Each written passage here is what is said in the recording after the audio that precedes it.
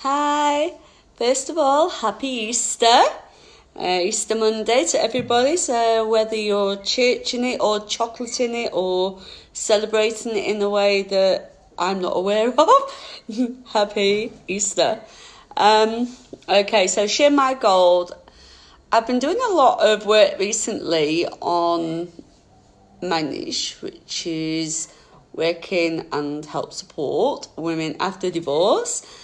And as a lot of you may be aware from previous share my goals and messages, that I have actually in fact been divorced myself twice. Although I am married now, a lot of people seem to think because I'm making posts about divorce that surely I must be divorcing again, but that is absolutely not the case. And so that in fact gives me the actual insider information on divorce and the feelings and the traumas, and because both of my personal divorces were both very, very different, I did a little bit of take action today. And I'm not necessarily saying that I took this particular action, although should I personally go through it again, which, I really hand on heart hope that's not the case. But if I do know now I would do things differently, very, very differently. And one of the things I would say would be to restart or form a relationship as soon as you are separated or going through the traumas. Don't even wait until the end period. Start straight away, because it will absolutely help you transition through all the traumas if you restart or form a relationship with spirituality or God or the divine or the universe, whichever source that you had a connection with or wish to have a connection with. But I 100% hand on heart say do it. It's a must. You need that guide, you need that connection, you need somebody to talk to that's always going to be there for you, whether not in the flesh or not, it's irrelevant. There's always going to have your back, and do what you need to do. I mean, personally, I did not take this route, not entirely at first. I have since, however. I removed myself from any form of divine connection on the surface.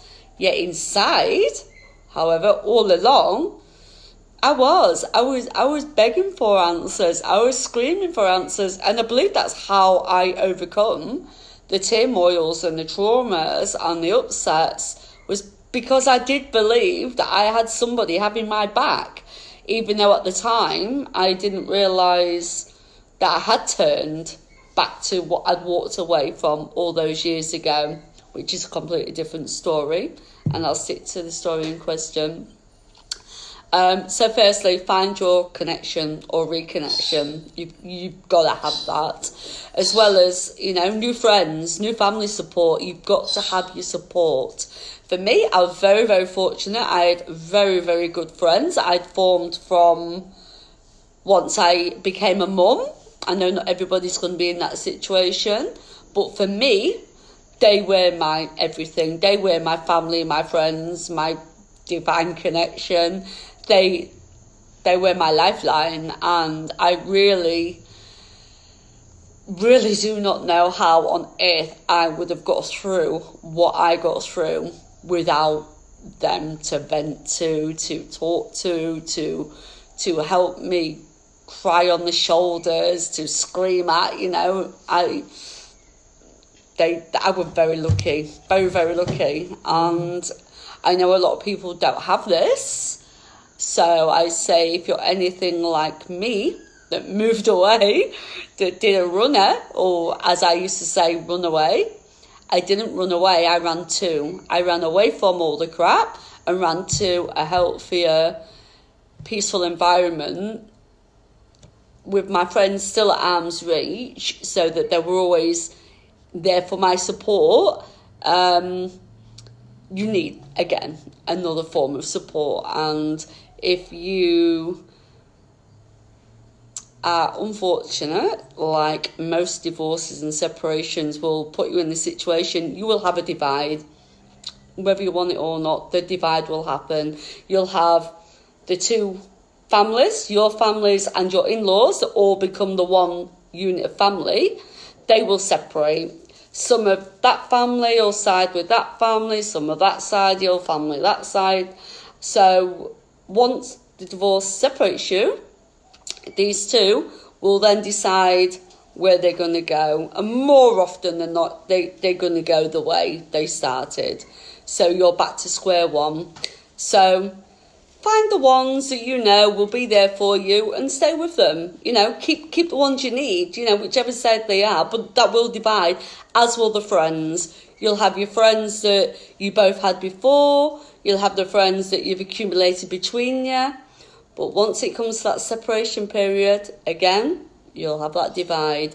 So once that divide happens, you've then got to decide which ones that you need or want or will stay. And which, if it's none of the above, this is the best time now to go find some more. Search for them. They're there. Everyone you need will be there for you. Everyone you don't need, you don't need. Simple as that. You just do not need. So off they go.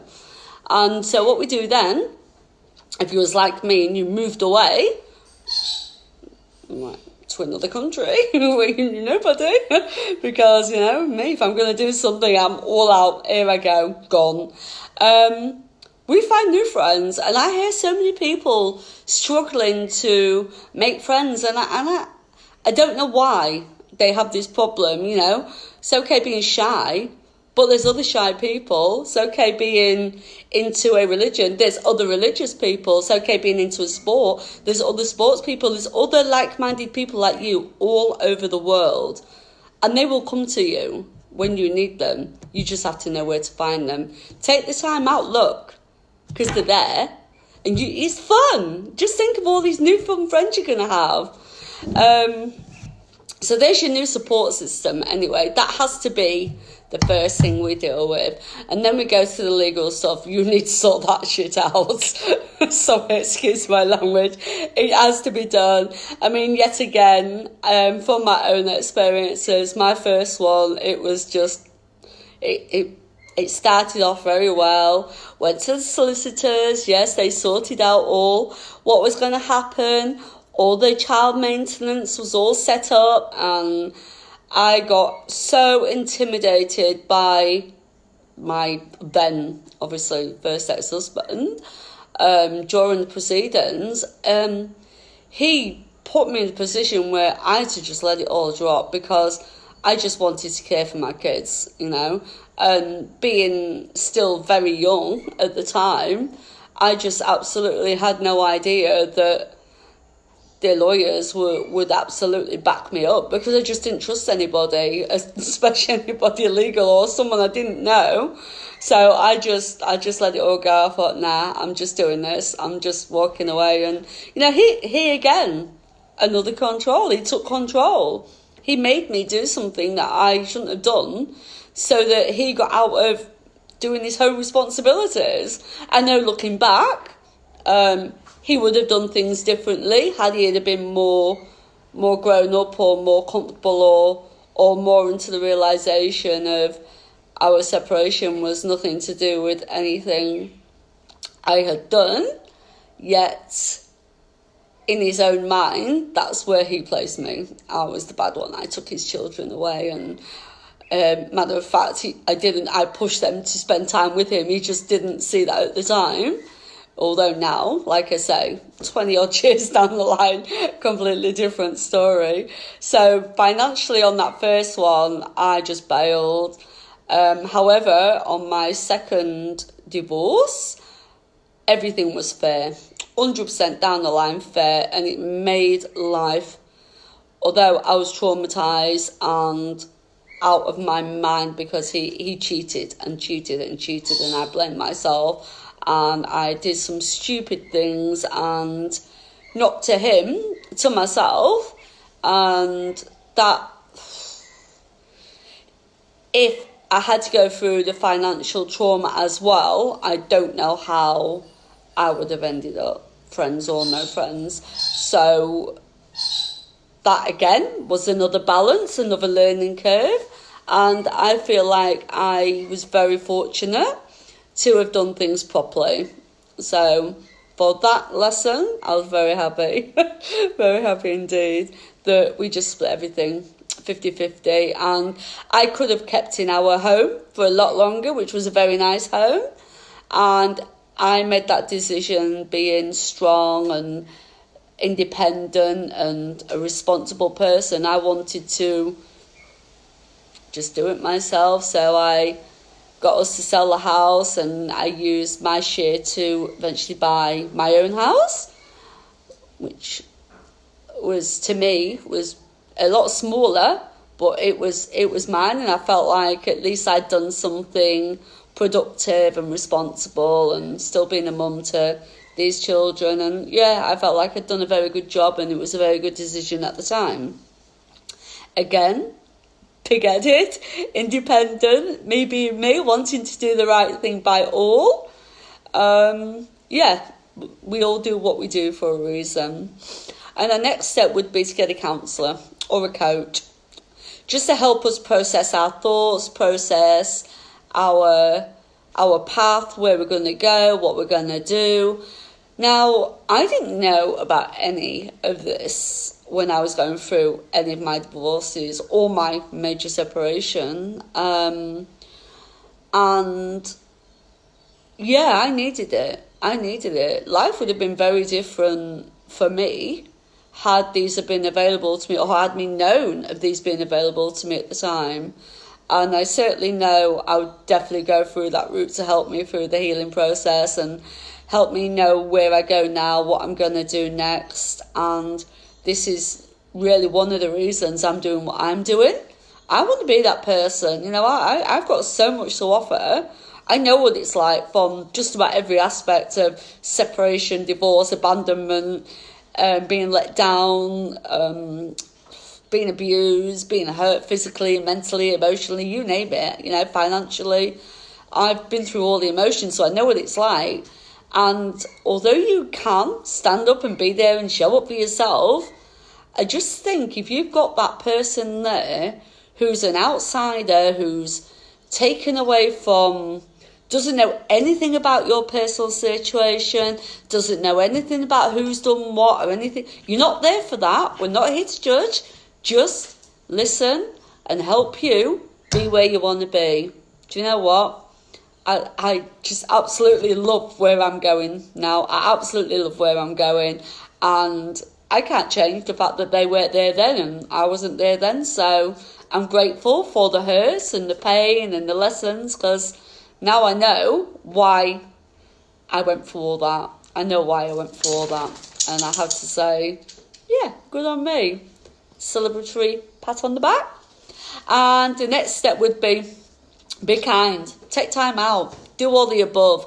But don't beat yourself up. It is not your fault. What happens, happens. Or happened. It's meant to happen. You may not believe it at the time, but it's meant to happen. This is happening to you for a reason. You will learn from this. It doesn't seem like it straight away, but you have to trust me on this one. You will learn your lesson. It will come. It really will come. And you know what? Don't be hard. Be gentle. Look after yourself. You know, embrace the hurt. Just take it in your stride. Just, you know, take a breath. Take a breath. Breathe. This is where I was going to end it. Breathe. Learn how to meditate. Learn how to do some breathing techniques. Relax. Do yoga. Go to the gym. Go for a run. Go for a swim. Do whatever you take. Let it out. Then breathe. And these are all the lessons today that I want to get across. And these are all our action plans for how to deal with and after divorce, as I know it now. So today I'm going to leave it at that, and hope you had a lovely day and a lovely break, and let's get back to normal. Much love.